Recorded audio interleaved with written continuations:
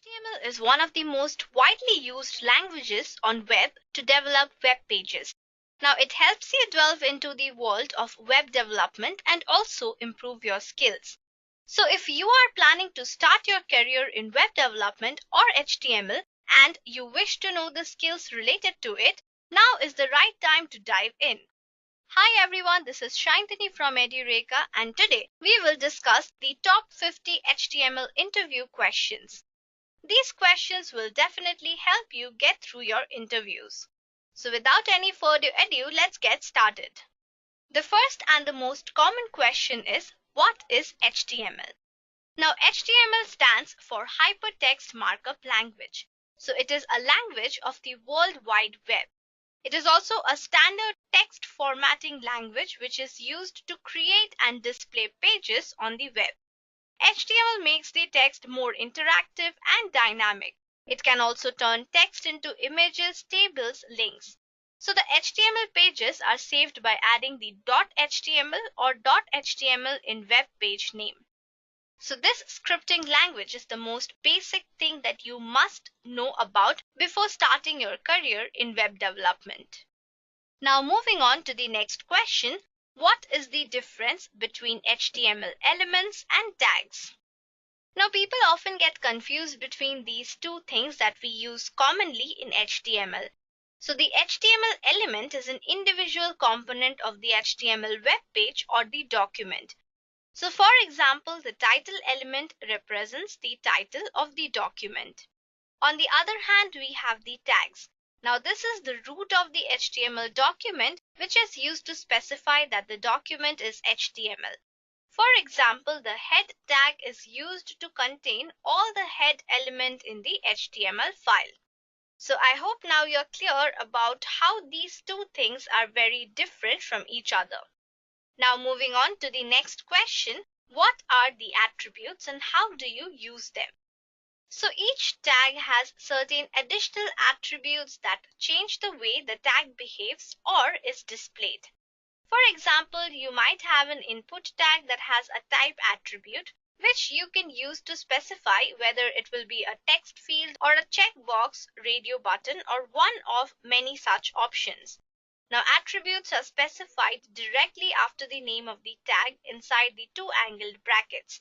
They should only ever appear in opening tags or in self-closing tags, but they can never be in the closing tags. So here is an example where you see that we have used the input type. So we have three different types here. First, we have the text field. So for that, our input type is text.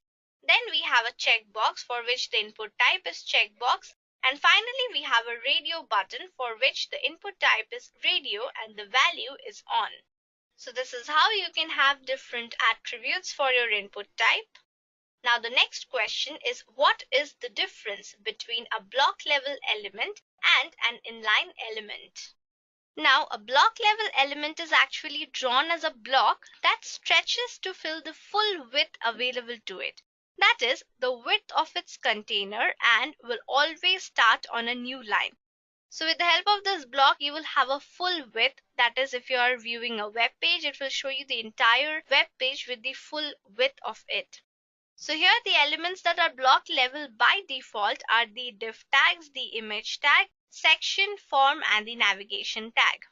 Now talking about the inline element, these elements are drawn where they are defined and only take up space that is absolutely needed.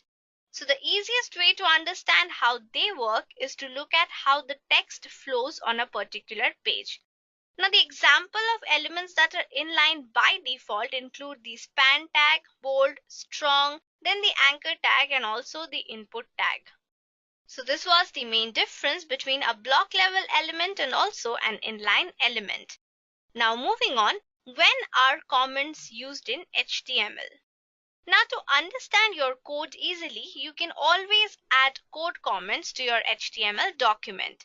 Now these are actually not displayed in your browser, but they just help you in leaving notes for yourself and as well as other developers as to what a section of HTML is for. So suppose you want to explain a code to someone, you can just write the comments beside that particular line of code and the other person can understand that easily. So the start of the comment is denoted by the less than and exclamatory hyphen, and the end is marked by hyphen, the greater than symbol. Now anything in the middle will be completely ignored even if it contains valid HTML. So here is an example. You can see that this is the way how we can write comments in our HTML code. So we have the beginning with the less than symbol, then we have an exclamatory sign and then hyphen, and inside this whatever you write will be taken as a comment and it will not be considered even if it contains any sort of valid HTML code. Now moving on to the next question. What are the HTML tags used to display the data in the tabular form? So there are various tags that we can use while building our table in HTML. So let's have a look at the list of tags that we use to display data in the tabular form. So for that, first we have the table tag. So this is the main tag that will define your table. After that, we have the tr tag. Now this tag defines a particular row in a table. So in order to insert or define any row in your table, you need the tr tag. After that, we have the th tag. Now this tag defines a header cell in a table. So in a table, wherever you're writing the heading for any row or any sort of column, you have to use the th tag. Next, we have the td tag, and this is used to define a cell in a table. Now next up we have the caption. This is simple. It will just define the table caption for you or whatever you're naming your table to be. And then we have the column group, that is call group. Now this specifies a group of one or more columns in a table for formatting. And similarly we have another call tag. Now this is used with the call group element to specify column properties for each column. Next we have the tbody tag. Now this tag is used to group the body content in a table. And then we have the thead, which is used to group the header content in a table. And finally we have the tfooter tag. Now this tag is used to group the footer content in a table. So these are some of the most common tags that we use while creating a table in HTML or while inserting any elements inside a table. Now moving on to the next question, how to create a hyperlink in HTML. Now the HTML provides an anchor tag to create a hyperlink that links one page to another page. These tags can appear in the form of an unvisited link, visited link, or an active link. So you might have noticed whenever you go to any particular web page, there are certain sections of that particular website that might redirect you to a different website. So this is where the hyperlink comes in. So we have the unvisited link. Now this is displayed and underlined in blue, and the visited link is underlined in purple, whereas the active link is underlined in red. So here you can see the syntax of hyperlink in HTML. So we have our anchor tag, and inside that we have the href, inside which you are going to insert the particular link to the website that you are linking it to. And then you can write any link text for this as well. So this is how you can create a hyperlink in HTML. Now next up, name some common lists that are used when designing a page. Now there are many common lists used for designing a page. So you can choose any or a combination of the different list types. So here we have three different types of list. First is the ordered list, then unordered, and then finally the definition list. Now for the ordered list, this list displays elements in a numbered format. That is, it is represented by the OL tag. Now talking about the unordered list, this list displays the elements in a bulleted format, and it is represented by the UL tag. And finally for the definition list, it displays elements in a definition form like in a dictionary. So the DL, DT and DD tags are used to define the description list. Now the next question is, what is semantic HTML? Now semantic HTML is basically a coding style. So it is the use of the HTML markup to reinforce the semantics or meaning of the content. So for example, We have the B tag, which is used for bold statement, and also the I tag, which is used for the italic statement. But in semantic HTML, what happens is instead of the B tag and the I tag, we use the strong tag and the EM tags. So with the help of the strong tag, we make any particular element as bold, and with the help of the EM tag, we make it italics. It is used in the same way where we have one opening strong tag and then we have another closing one, same with the opening EM and closing EM tag. Now next up, how to create a nested web page in HTML. So the HTML iframe tag is used to display a nested web page. Now in other words, it represents a web page within a web page. So the HTML iframe tag defines an inline frame. So you can see here is an example for creating a nested web page in HTML. So for that, we have the basic HTML and the body tag, and inside which we have an h2 tag where I have just written it to be HTML example. And now inside this, we have the iframe. Now what happens inside the iframe tag is we have a source code to another website. So here I have taken the example for the edureka.co website, and I have given the height and width, which will specify the size of the iframe. So what happens is this height and width attribute will specify the size of my iframe, and this will be nested inside my web page. So this is basically creating a web page inside another web page. So this is how the nested web page works in HTML. Now moving on to the next question, what is an image map? Now an image map is used for linking many different web pages with the help of a single image. Now this is represented by the map tag. So you can define shapes and images that you want to include as part of an image mapping. The next question is, does a hyperlink only apply to texts? The answer is no, because hyperlinks can also be used on texts and images. Now the HTML anchor tag defines a hyperlink that links one page to another page. And the href attribute is the most important attribute of the HTML anchor tag. So here you can see that there's a syntax for the hyperlinking. So we have the anchor tag and href, and inside this you can put up the link to which you are linking it to and then provide any particular link text. You can also link any particular image here. You just have to insert the source to the image or the file name for your image. Now next, what is a style sheet? So a style sheet is used to build a consistent, transportable, and well-designed style template. You can add these templates on several different web pages. It describes the look and formatting of a document written in the markup language. So when HTML came, it was the most basic web structure. So it provided you only the basic structure where you could just create the most basic web page. But style sheet helps you in adding different styles or different templates to your web page itself. You can add different formatting, and also you can change your texts, and different styles can be added as templates on several web pages. Now the next question is, explain the layout of HTML. Now this HTML layout specifies a way in which the web page is arranged. So every website has a specific layout to display the content in a particular manner. And now we have different HTML elements that are used to define the different parts of a web page. So let's have a look at the different elements.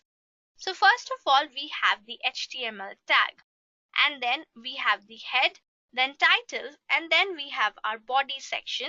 And finally, we have our h1 tags or the p tags. So for that, we have h1, h2, h3, and many more heading tags. And then we have the paragraph tags.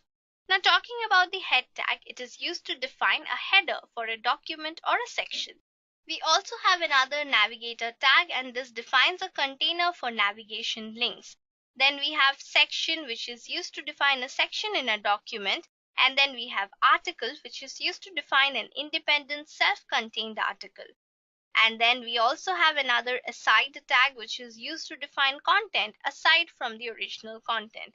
And finally, we have a footer, which is used to define a footer for a document or a section. Now next up, what is a marquee? Now, a marquee is used for scrolling text on a web page. It scrolls the image or text up, down, left or right automatically. So you should just put the text which you want to scroll within the marquee tag.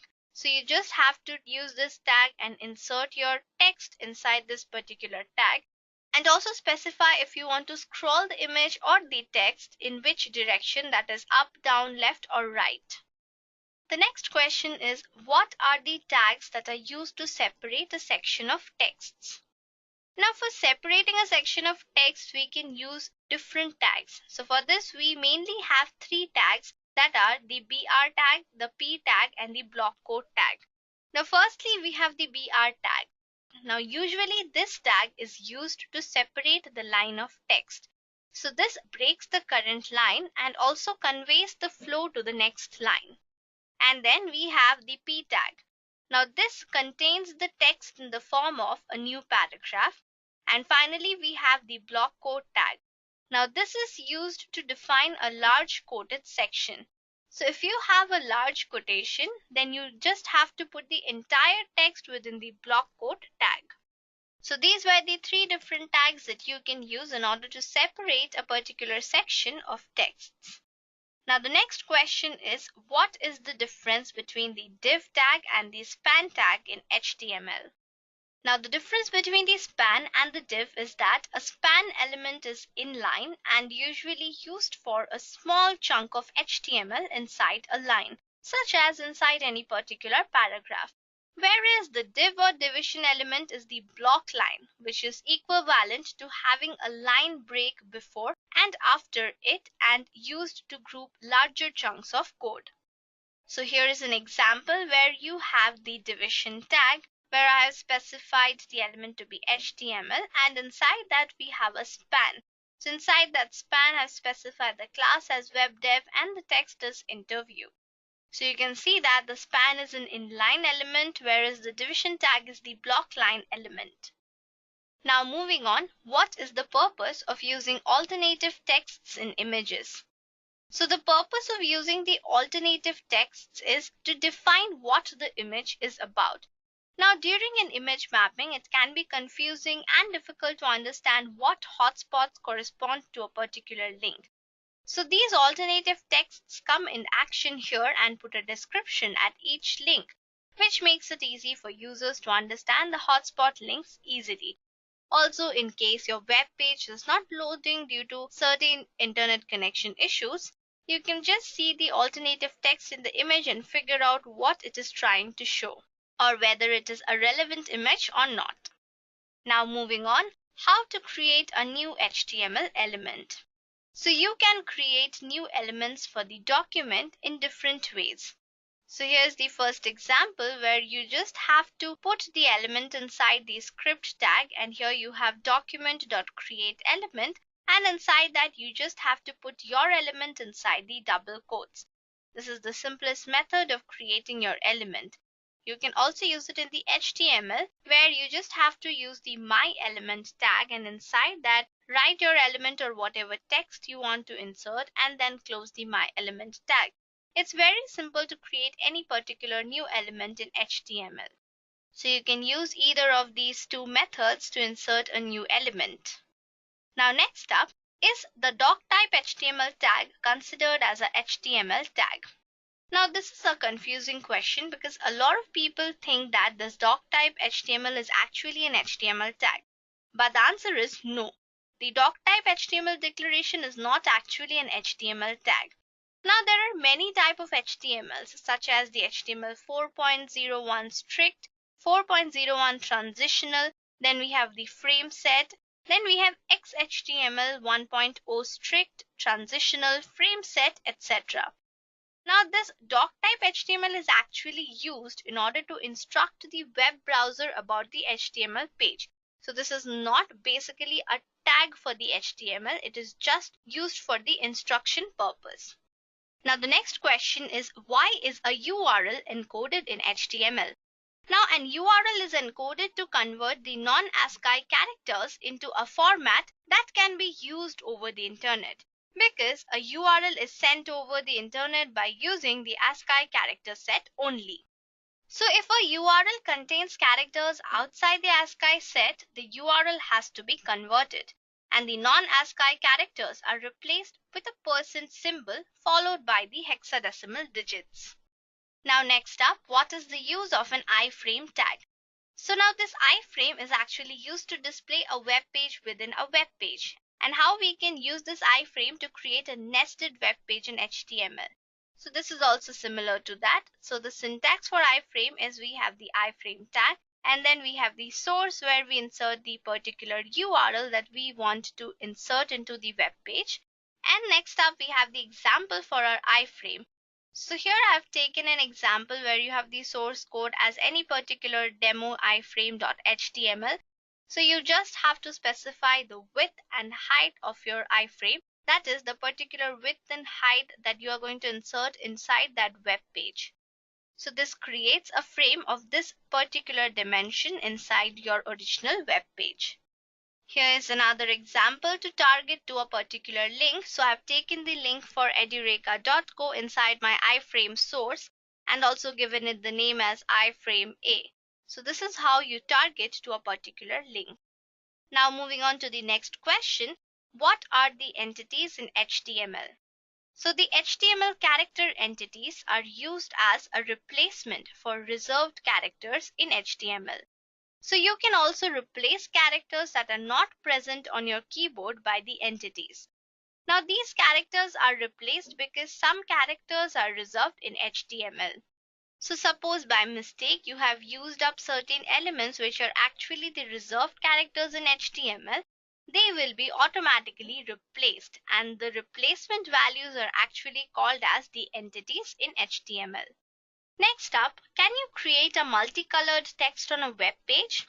The answer to this question is yes, you can create a multicolored text on a web page. Now, in order to create this multicolored text, all you have to do is use the font color tag.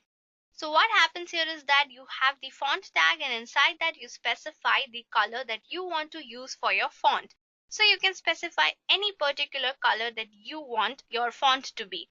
Suppose you want your font to be in red color. Inside the font color tag, you can specify the color to be red. And in this way, you can provide different colors to the different texts present in the web page.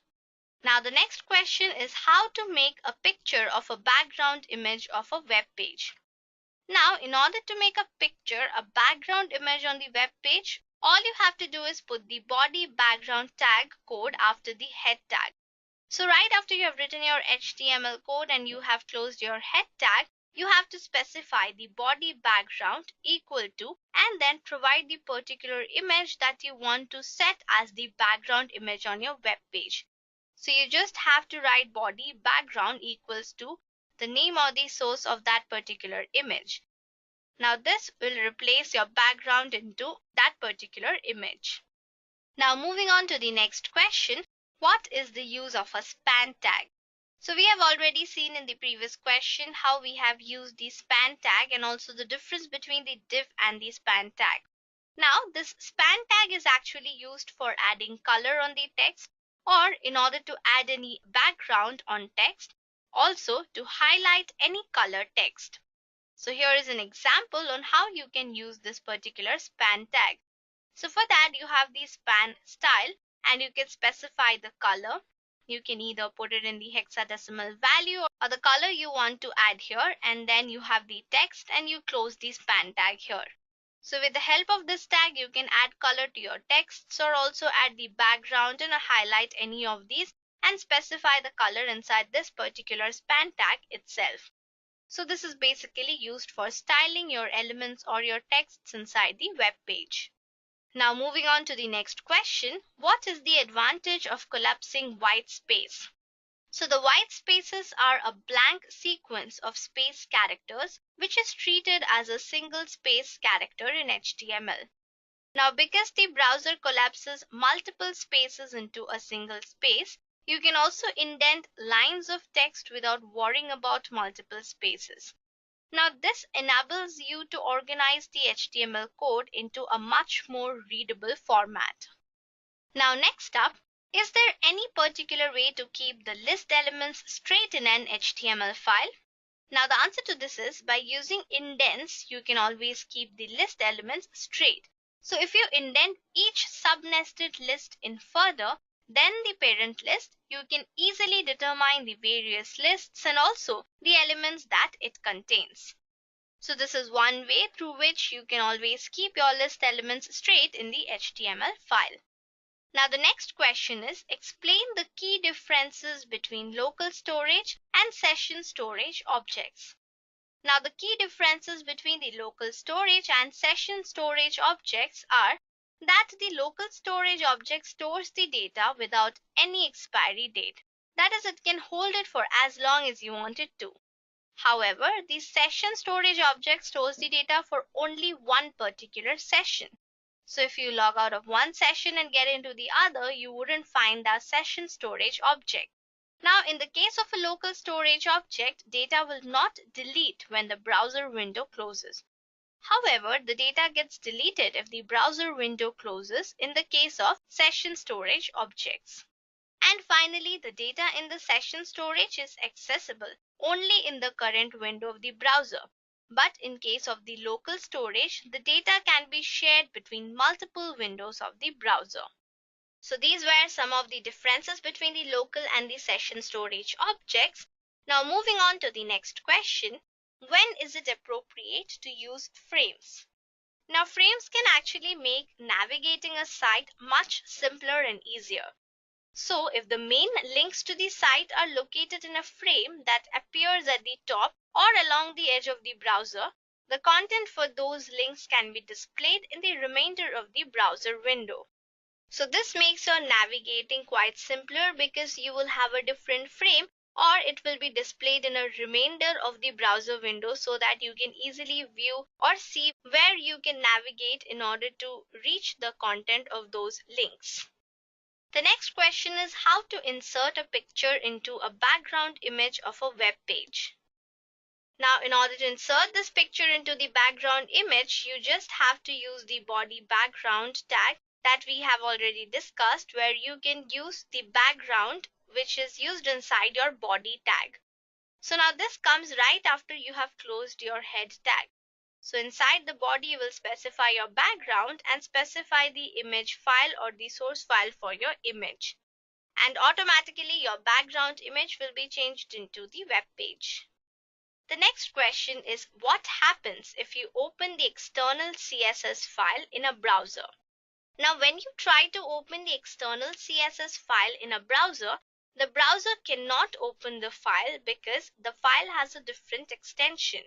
Now the only way to use an external CSS file is actually to reference it using the link tag within another HTML document. So what happens here is that you have to use the link tag and put it inside another HTML document from where you can link it to your actual CSS file in a browser. Now moving on, what is the hierarchy that is being followed when it comes to the style sheets? Now, if a single selector includes 3 different style definitions, the definition that is closest to the actual tag takes precedence. So suppose inline style takes priority over the embedded style sheets, which takes priority over the external style sheets. So you can say that inline styles definitely takes the priority here. And also one more thing to keep in mind is that the definition that will be the closest to the actual will take precedence any day. Now moving on to the next question, how do you create a text on a web page that allows you to send an email when clicked? Now to change the text into a clickable link to send an email, you need to use the mail to command. Now this command is used within the href tag. You can put it inside the href tag, that is the anchor tag href equals to, then use the mail to command and insert your mail address inside this and also add the text that is to be clicked. So what will happen here is you'll just create a link here. So as soon as you click this link, you will write a mail to the particular email address that you have inserted inside that particular link. Now this will allow you to send an email as soon as you click this particular link. Now the next question is, how are active links different from the normal links? So the default color for the normal and active link is blue, and some browsers recognize an active link when the mouse cursor is placed over that link, whereas others recognize the active links when the link has the focus. Those that do not have a mouse cursor over that link is considered to be just a normal link. So basically you can differentiate between the active and the normal links based on the color and also when you place the cursor over that particular link. Now moving on, the next question is, what are the different tags to separate sections of text? Now we already know about the BR tag, but this is just one way to separate the line of texts. There are other tags like the P tag and block quote tag that are used to separate sections of text. So with the BR tag, you can either break the line, and then with the P tag, you can go to the next paragraph.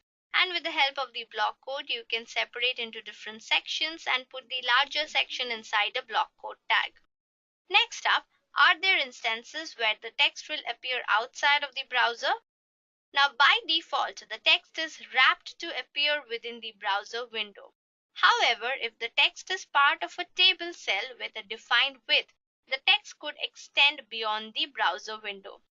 So in some cases, you might be noticing that if you're writing a table in your HTML code and when you go to the web page, you see that the table extends and goes out of your window. So for that, you have to specify the table width accordingly. And you have to make sure that your table does not go out of the browser. Now moving on, write an HTML table tag sequence that outputs the following. So here they have provided the output where it should look like 50 PCS 100 500 and 10 pieces 550. Now you just have to write one code that will give you this particular output. So this is nothing but creating a table where you will have these particular elements inside that. So you can write the code in the form of a table. So here we have the table, then we have the TR tag for the first row. And inside the first row, we will have three different elements. We have 50 pieces, then we have 100, and then we have 500. And then we will create the next row with another TR tag. And inside that, again, we will insert three different elements, that is 10 pieces, 5 and 50. So this is just one example. You might be asked such similar questions in your interviews where they will give you the output and ask you to write an HTML code. They might give you the output of a table and ask you to create an HTML code for that particular table. At that moment, you just have to remember the elements that you need to insert and create the structure for that particular table. Now the next question is, what is the advantage of grouping several checkboxes together? Now the checkboxes don't actually affect one another, but as soon as you group these checkboxes together, it helps to organize them. So checkbox buttons can have their name and do not need to belong to any particular group either. A single web page can have many different groups of checkboxes. In this way, it just helps you make your web page look a little more organized. Now moving on to the next question, what happens if there is no text between the tags? Does this affect the display of the HTML file? Now, if there is no text present between the tags, there is nothing to format actually. Therefore, no formatting will appear. So some tags, such as the tags without any closing tag, for example, if you have any image tag which do not contain the closing tag, you would not require any text between them. Because if there is no text, there would not be any formatting as well. Next question is, what are the limits of the text field size? Now here the default size for a text field is around 13 characters. However, if you include the size attribute, you can also set the size value to be as low as 1. The maximum size value will be determined by the browser width. Also, if the size attribute is set to 0, the size will be set to the default size of 13 characters. Now moving on to the next question, what is the relationship between the border and rule attributes? Now we have the default cell borders with a thickness of 1 pixel, and these are automatically added between your cells if the border attribute is set to a non-zero value. Similarly, if the border attribute is not included, a default 1 pixel border appears when the rules attribute is added to the table tag. The next question is, what is SVG? Now, the HTML SVG is actually used to describe the two-dimensional vector and vector or the raster graphics. Now, the SVG images and their behaviors are defined in XML text files. So what happens is, the XML files you can create and edit an SVG image with the help of the text editor. Now, this one is mostly used for vector type diagrams like pie charts or the two-dimensional graphs in any XY coordinate system. So here is an example that you can see how you can use the SVG in HTML. So you just have to specify the width and the height here, and also you can add the different elements that you want to add. So suppose you want to add a shape. Here I have the X and Y coordinates specified to the value as 50, 50 and the radius to be 40. Also, you can specify the width or the color that you want to fill the shape with. So this is how the SVG works in HTML. Now moving on to the next question. What is a button tag? Now the button tag is used in the HTML5. So what you can do is you can use it to create a clickable button within the HTML form on the web page. Not just that, it creates a submit or a reset button as well. And this button tag can be written as, you can specify the name first. So suppose here is an example where I have specified the button name to be button, and then you can also specify the type here, and finally you can write the text. Suppose you can just insert click here or submit or anything that you want to specify for your button. Now next up, list the media types and formats supported by HTML. So HTML supports a wide range of media formats for your sound, music, videos, movies, and also animations. Now some of the extensions supported by each of these media formats include the PNG, JPG, JPEG, and the GIF, and many more for your images. Also for your audio, you have the MIDI, the real audio, WMA, etc. And finally, for your video, you have the MPEG, AVI, QuickTime, Real Video, MP4, etc. Now moving on, what is the cell spacing and cell padding? Now cell spacing is referred to as the space or the gap between two cells of the same table, whereas your cell padding is referred to as the gap or the space between the content of the cell and cell wall or cell border. So you can see that you can specify the cell spacing in the following way, where you just have to put the border cell spacing and the value inside your table tag, and also you can specify the cell padding value in the similar way. Now moving on to the next question, what is the difference between HTML and XHTML? Now this is one most frequently asked question. So the differences between HTML and XHTML are, HTML is an application of the standard generalized markup language, whereas XML is an application of the extensible markup language. Now the first one is actually a static web page, whereas the later one is a dynamic web page. Not just that, HTML allows programmers to perform changes in the tags and use different attribute minimization. Whereas XHTML, when user need a new markup tag, then user can define it in this. And finally, HTML is all about displaying information, whereas XHTML is all about describing the particular information. So these were some of the differences between HTML and XHTML. Now moving on, how many types of CSS can be included in HTML? Now there are three different ways in order to include the CSS with the HTML. First we have the inline CSS. Now this is used for styling small contexts. To use inline styles, add the style attribute in the relevant tag. Next up we have the external style sheet. Now this is used when the style is applied to many different pages. Each page must link to the style sheet using the link tag. Now this link tag goes inside the head section. So here is an example on how you can use the external style sheet. So you have the link to your style sheet, and then you have the type as text or CSS, And finally, you have the href where you are linking your CSS file. So you have to just insert your CSS file here in order to link it to your HTML. And the final way is the internal style sheet. Now this is used when a single document has a unique style. So the internal style sheets needs to put in the head section of an HTML page by using the style tag. So here is an example where you have the style type, then you can add the different colors or the margin for your paragraphs and also add background images inside your body. And here you can specify the URL to your images as well. So this is another way of doing the internal style sheet and also linking your CSS to your HTML. So these were the three main ways how you can link your CSS to your HTML. Now moving on to the next question. What are the logical and physical tags in HTML? Now the logical tags are actually used to tell the meaning of the enclosed text. So the example of the logical tag is the strong tag. So as soon as we enclose the text in the strong tag, it tells the browser that enclosed tag is more important than the other texts. And talking about the physical tags, these are used to tell the browser how to display the text enclosed in the physical tag. So some of the examples include the B tag, which is used for making your element bold.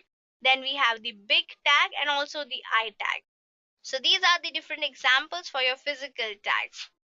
Now moving on to the last question, how can you apply JavaScript to a web page? Now in order to make your web page more interactive, you need JavaScript. It is a scripting language that also allows you to interact with certain elements on the page based on user input. As with CSS, there are three main ways to include JavaScript. So first we have the inline method. Now certain HTML elements allow you to execute a piece of JavaScript when a certain event occurs. Now for example, a button allows you to run a script when you click on it. These events are accessed through attributes and differ based on the events that are available on each element. Now here is an example that shows an alert with a message when the user clicks on it. So you have the button tag and on click you have the alert, click the button. Now this was just one way. Next up we have the script block method. So you can define a script block anywhere on the page, which will get executed as soon as the browser reaches that part of the document.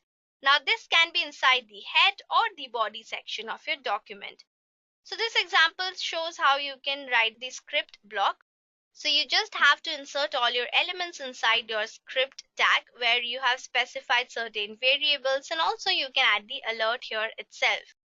And finally, you have the link to a JavaScript file method. Now this allows you to keep the content of the page separate to how users interact with that content.